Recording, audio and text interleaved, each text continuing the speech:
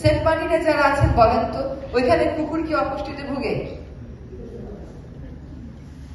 Saint মার্টিনের মানুষ কিন্তু কুকুরদেরকে যথেষ্ট খাওয়া টাওয়া দেয় এবং ওখানে প্রাকৃতিক ভাবেই ওরা খাওয়াও কিছু পায়। এই যে একটা প্রপাগান্ডা, এবং শেষ আমার মনে আছে যখন আমরা রামপাল তাপবিদ্যুৎ কেন্দ্রের বিরোধিতা করতাম, তখন সেন্ট মার্টিন দ্বীপটাকে আবার একটা সমৃদ্ধ পরিবেশগত ব্যবস্থা হিসেবে ফিরিয়ে আনবো, সেটাই হচ্ছে এই মাস্টার প্ল্যানের উদ্দেশ্য। সেজন্য এটা পরিবেশ সংরক্ষণ আইনের 5 ধারাতে নোটিফিকেশন করা যায় বলে আমি মনে করি, করলে এটার একটা লিগ্যাল বেসিস।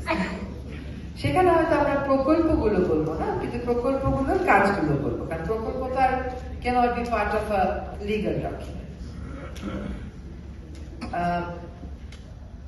একটা বিষয় হচ্ছে যে আমাদের এই মাস্টার প্ল্যান যেটা করা হচ্ছে সেটা আমরা তো নিশ্চয়ই ফাইনাল করে গেজেট নোটিফিকেশন করব, কিন্তু এটা একটা পাতায় যদি আমরা জোনিংটা দিয়ে দিতে পারতাম এবং একটা পাতায় ডুজ অ্যান্ড ডোন্টস গুলো দিয়ে দিতে পারতাম, তাহলে সকলের এত লম্বা একটা মাস্টার প্ল্যান হয়তো পড়তে হতো না।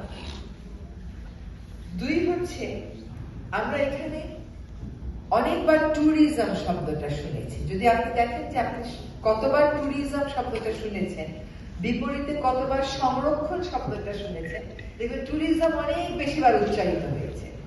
তার মানে মাস্টার প্ল্যান যারা করেছেন তারাও একটা মনস্তাত্ত্বিক চাপে ছিলেন। এই দ্বীপটাকে ট্যুরিজমের একটা কিন্তু মোটেও তা নয়।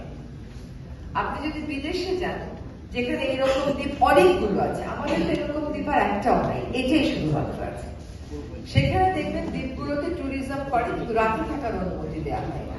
এবং আমাদের যে ওশেনোগ্রাফি ইনস্টিটিউট আছে, যেটাও সরকারেরই একটা প্রতিষ্ঠান, তারা কিন্তু এখানে রাতে ট্যুরিস্ট থাকা নিষিদ্ধ করে দেওয়ার পক্ষে মতামত দিয়েছে। সেটা আমি মনে করি এই মাস্টার প্ল্যান যারা করেছে তারা একটু বিবেচনায় আনবেন। 5 বছর পর পর যেমন ট্যুরিস্ট সংখ্যা পরিবর্তনের সুযোগ থাকে, 5 বছর পর পর এটা কেবল পরিবর্তন করে বাড়ানোর বিষয় না, পরিবর্তন করে কমানোর বিষয় হতে পারে। ট্যুরিজম আর সেন্ট মার্টিন সমার্থক হতে পারে না। সেন্ট মার্টিনের এই মুহূর্তে প্রথম দাবিটা হচ্ছে এই দ্বীপটাকে সংরক্ষণ করা, এই দ্বীপটাকে আগের অবস্থায় ফিরিয়ে আনা। একই সাথে এই দ্বীপে যারা বসবাসকারী আছেন তাদের জন্য সুযোগ সৃষ্টি করা। সুযোগটা হতে পারে যে তারা বিকল্প আয়ের দিকে যাবে। দেখেন, 8,000 মানুষের একটা দ্বীপে প্রতিদিন যদি 10,000 বহিরাগত যায় টুরিস্ট হিসেবে, আপনি খুব স্বাভাবিকভাবে চিন্তা করেন ওই দ্বীপের কোনো মানুষের খুশি হবার কোনো কারণ নেই,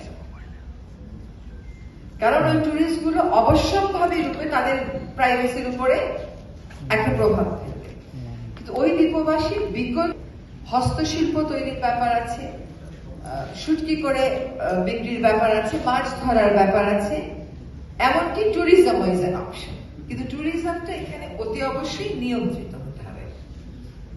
আমার প্রধান উদ্দেশ্যটা হচ্ছে, আমার বলতে আমি বাংলাদেশ সরকারের কথা বলছি, সেন্ট মার্টিন দ্বীপটাকে ফিরিয়ে আনা। যে দ্বীপটা ছিল, যে দ্বীপের সমৃদ্ধ জীববৈচিত্র্য হারিয়ে গেছে, সেই সমৃদ্ধ জীববৈচিত্র্য ফিরিয়ে আনা।